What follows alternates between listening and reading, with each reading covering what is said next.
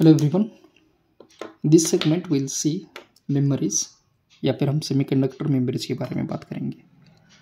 और इस वाले कंटेंट में हम देखेंगे मेमोरी ऑर्गेनाइजेशन क्या होता है, इन विच वे ऑपरेशंस कैन टेक्स प्लेस। तो ये हो जाएगा हमारा today segment on memories. So here first will define what is mean by memory. So the simplest definition is the device which stores data और information in the form of binary word is called as memory. So यहाँ पर data store हो रहा है या फिर information store है in the form of binary word, यानी कि 0-1 के फॉर्म में डेटा स्टोर हो जाएगा। So such kind of devices को हम कहते हैं मेमोरीज। ना whenever will deal with the memories, so एक तो डेटा रीड हो सकता है या फिर राइट हो सकता है, उसको हम कॉपी पेस्ट भी बोल सकते हैं, और उसके लिए कुछ एलिमेंट्स भी लगते हैं। सो उस एलिमेंट में first will define data memory. क्या होता है data memory? So the memory element that stores data is called as data memory. So the memory which stores data oblique information, इसको हम कहते हैं data memory. Whereas next phenomena is program memory. It is the memory element that stores programs is called as program memory. So जहाँ पर program store होता है उस वाले सेक्शन को हम कहते हैं program memory, and wherever we are storing the data or information, उसको हम कहते हैं data memory. Now another important concept from memories is called as capacity. क्या होता है capacity? So the total number of bits a memory can store is called as its capacity. What is it? The total number of bits a memory can store is called as its capacity. अब देखिए, generally हम जब कभी memories की बात करते हैं तो हम यहाँ पर either 2 GB, may be 4 GB इस तरह से लिखते हैं। और अगर हम हार्ड डिस्क की बात करते हैं या फिर स्टोरेज, एक्सटर्नल स्टोरेज या फिर इंटरनल स्टोरेज का भी बात करते हैं तो वो कुछ इस तरह से लिखते हैं हम 256 GB या फिर 512 GB या फिर 1 TB इस तरह से लिखते हैं। So it all shows GB और TB, it simply indicates what? The capacity of the memory element. That means how much amount of information it can store. It's called as capacity of the memory element. So as far as memories are considered, the important element as it could be data memory, program memory, and capacity. Now when I come across the capacity, we have different units of memories. So the next point will be our units of memory.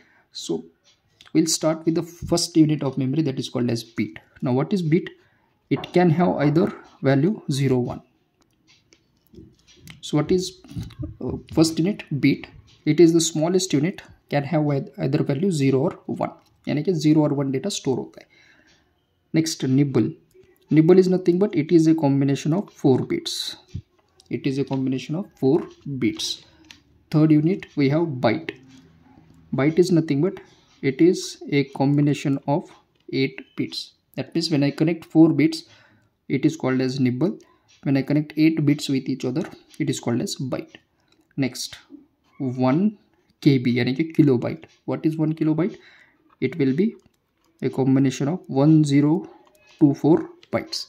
यानी कि 1024 का bite अगर हम connect करते तो वो हो जाएगा हमारा 1 किलोबाइट से। Similarly, 1 megabyte, it will be 1024 bytes. अगर हम बात करते हैं 1 गीगाबाइट की तो होता है 1024 मेगाबाइट्स। और टेराबाइट्स की अगर हम बात करते हैं तो ये होता है 1024 GB। This much amount of data can be store. आप देख सकते हैं अगर हम 1 किलो KB की बात करते हैं तो वहाँ पर डेटा कितना स्टोर होता है? 1024 बाइट्स का। अब एक बाइट में होता है 8 बिट्स, यानी कि 1024 into 8। This much amount of information either in the form of 0 और 1 हम स्टोर कर सकते हैं।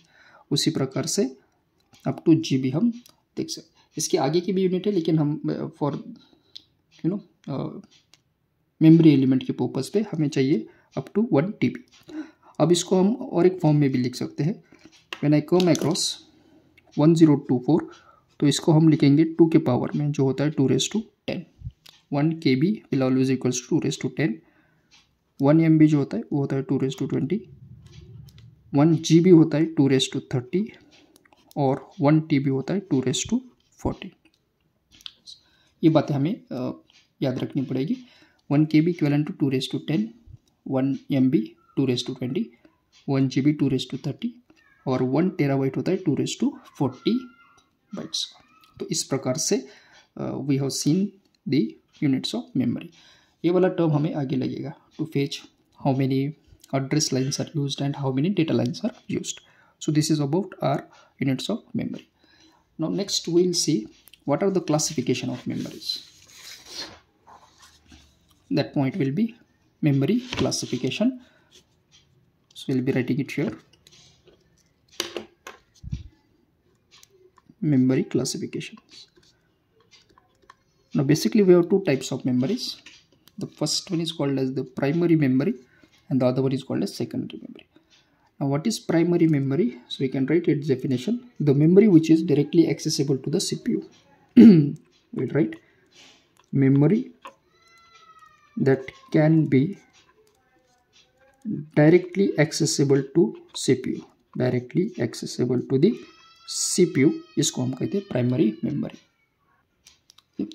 अब अगर हम बात करते हैं हमारे कंप्यूटर सिस्टम की, तो हमारे कंप्यूटर सिस्टम में एक तो रैम या फिर रोम का फीचर होता है।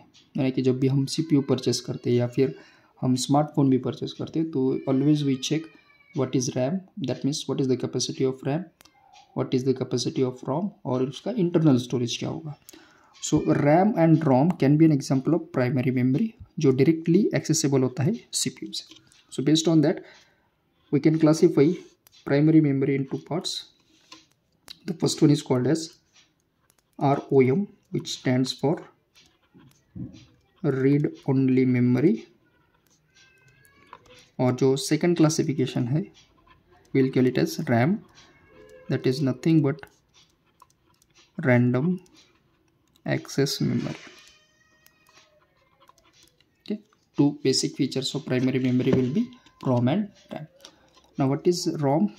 Basically a memory in which data is stored permanently. A memory in which data is stored permanently is called as read only memory. यानी कि उसमें हम कोई चेंज नहीं कर सकते, तो उसको हम कहते हैं read only memory. Whereas RAM, a memory in which both read / write bar, यानी कि रीड और राइट ऑपरेशन साइमल्टेनियसली परफॉर्म होता है, उसको हम कहते हैं random access memory. So at the same instant of time हम डेटा रीड भी कर सकते हैं या फिर डेटा राइट कर सकते हैं, इसी वजह से इसको क्या आ जाता है random access memory. Okay, I hope you are getting it. First one is read only memory, the second one is random access memory. Next, ROM is having again classification as, the first one is called as PROM, जिसको हम कहते हैं programmable read only memory. How can you define it? So ROM which can be programmed or we can make changes across the read only memory, जिसको हम कहते हैं programmable read only memory. अब बहुत बार ऐसा होता है कि जो रीड ओनली मेमोरीज अवेलेबल होती है, they are designed by the designer और मैन्युफैक्चरर, और उसमें हम कोई चेंज नहीं कर सकते।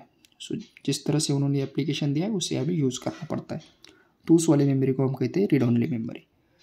But in most of the cases if the customer that are using, अगर वो उसमें कुछ चेंज करना चाहता है उस वाले मेमोरी में, तो उसको हम क्या कहते हैं programmable read only memory. Second है EPROM। EPROM is nothing but erasable PROM। Okay, तो देखिए रोम में तो डेटा परमानेंटली स्टोर होता है, यहाँ पर हमने लिखा था प्रोग्रामेबल, यानी उसमें अगर चेंज कर दिया, लेकिन जो डेटा रोम में अवेलेबल है अगर उसे अगर हमें इरेज करना है और उसे रिपीटेडली यूज करना है, तो हमें क्या करना पड़ेगा, उसको इरेज करना पड़ेगा। तो उस वाले मेमोरी को हम कहते हैं erasable programmable read only memory. अब यहाँ पर डेटा इरेज किस तरह से होता होगा, तो जो भी PLD अवेलेबल है, तो ये PLD का सेट है, उसको हम अल्ट्रा वायलेट रेडिएशन से इरेज कर सकते हैं। So when it is applied under the UV radiations, तो जो भी डेटा स्टोर्ड है वो इरेज हो जाएगा। That is why it is called as erasable programmable read only memory. Next, third category जो हम रेगुलरली यूज़ करते हैं इसको हम कहते हैं EEPROM, या फिर इसको हम कहेंगे E2PROM. It is nothing but electrically erasable programmable read-only memory. Now how can you define it? So it is a type of memory in which data can be erased electrically. Data can be erased electrically. That is nothing but by applying voltages. अब देखिए अगर हम pen drive की बात करते हैं तो pen drive हम कनेक्ट करते हैं सिस्टम से, और अगर पेन ड्राइव को हमें फॉर्मेट करना है या फिर उसका डेटा इरेज करना है तो हमें उसे कनेक्ट करना होता है सिस्टम से, और वहाँ पर इलेक्ट्रिकल वोल्टेज यानी कि करंट और वोल्टेज के फॉर्म में हम डेटा जो है उसको इरेज कर सकते हैं. So all the memory elements जो इलेक्ट्रिकली इरेजेबल है उसको हम कहते हैं electrically erasable programmable read only memory. So this is about classification of read only memory, PROM, EPROM और ये है EEPROM. Similarly, when I come across RAM, so we have two types of random access memory. The first one is called as static RAM and the second one is called as dynamic RAM. Now how can you define static RAM? So it is a type of RAM in which data is stored, data is available as long as power is available, यानी कि until and unless it is connected with electric power तो data available होता है.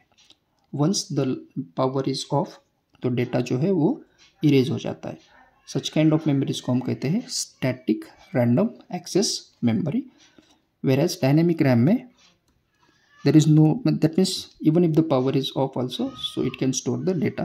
लेकिन dynamic RAM में we need continuous refreshing, so it is called as a refresher memory also. So static RAM, as long as power is available it stores the data, otherwise data is erased. इस वाले memory को हम कह सकते हैं volatile memory, क्योंकि जब तक पावर है तब तक data store, otherwise data is not store.